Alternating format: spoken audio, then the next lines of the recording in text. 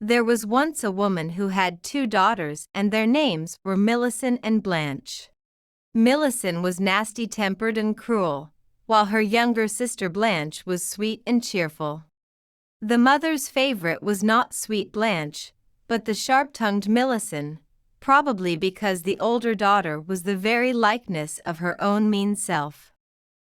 The mother made Blanche work hard all day long while she and Millicent did nothing but loll about from morning to night, spinning tales of how they were bound to live in the city as grand ladies, surrounded by admirers. One morning the mother sent Blanche to the well to fetch some water in a bucket. When she arrived at the well, the girl saw an old woman, who said to her, "My little one, I am so terribly thirsty. Do give me some water." "Yes, Auntie, of course," said Blanche. She rinsed her bucket and drew plenty of good fresh water to drink. "Thank you, child, you are a good girl," said the old woman. A few days later, the mother scolded Blanche more horribly than she had ever done before, and beat her badly. In terror, the girl ran away into the woods. She cried, and knew not where to go, because she was afraid to return home. When suddenly, standing in front of her, Blanche recognized the same old woman she had met at the well. "Ah, child, why are you crying?" "Auntie, my mamma has beaten me, and I am afraid to return home." "Well, then, come with me," said the old woman. "I will give you dinner and a place to sleep. But you must promise me one thing. You must not laugh at anything you will see." She took Blanche's hand and they began to walk into the deep wood. Strangely, thorn bushes opened up by themselves before them and closed behind their backs. A little further on, Blanche saw 2 axes fighting each another all by themselves. She found such goings-on very odd, but she did not laugh or say anything.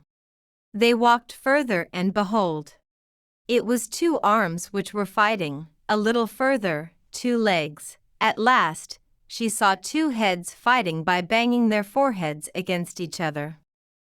All this was strange beyond belief, but Blanche did not laugh or say a word. At last they arrived at the old woman's cabin. "Make a fire, child, to cook the supper," said the old woman, and she sat down near the fireplace. Then she reached up to her head and twisted it off, placing it on her knees like a small round watermelon.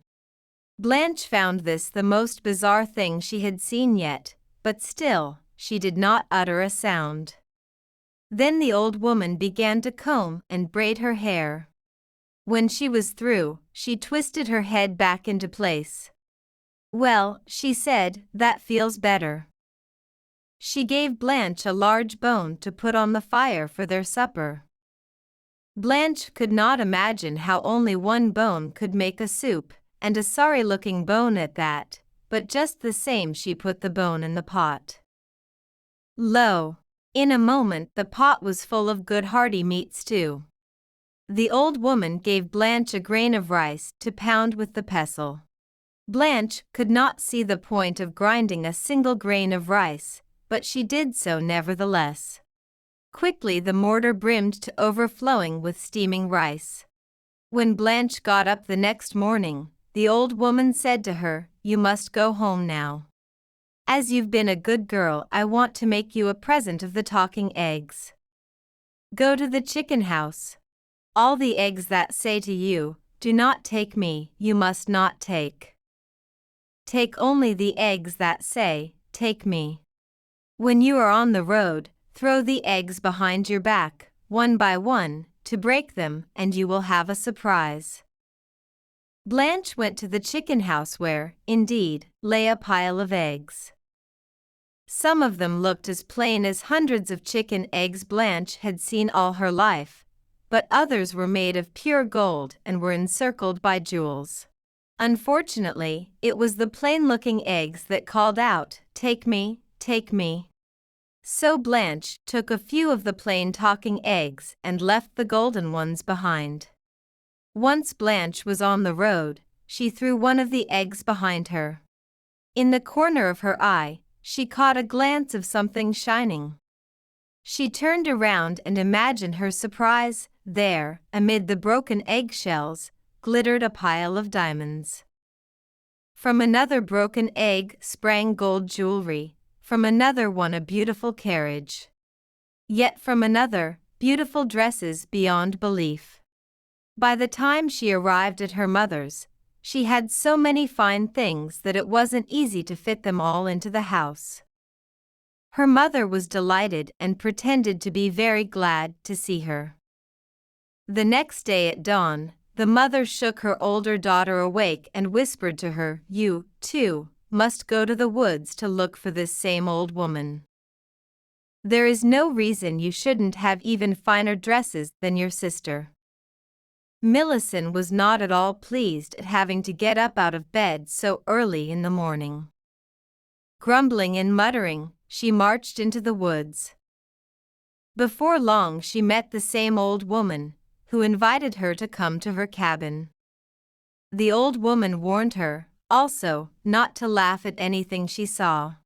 But when Millicent saw the axes, the arms, the legs, and the heads fighting, she couldn't help but laugh and laugh.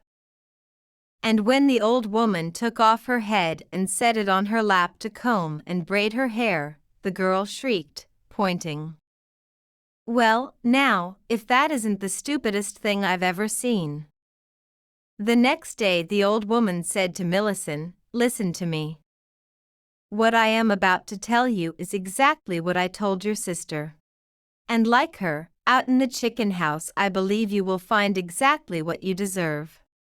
You must take only the talking eggs that say, 'Take me.' The others you must leave behind.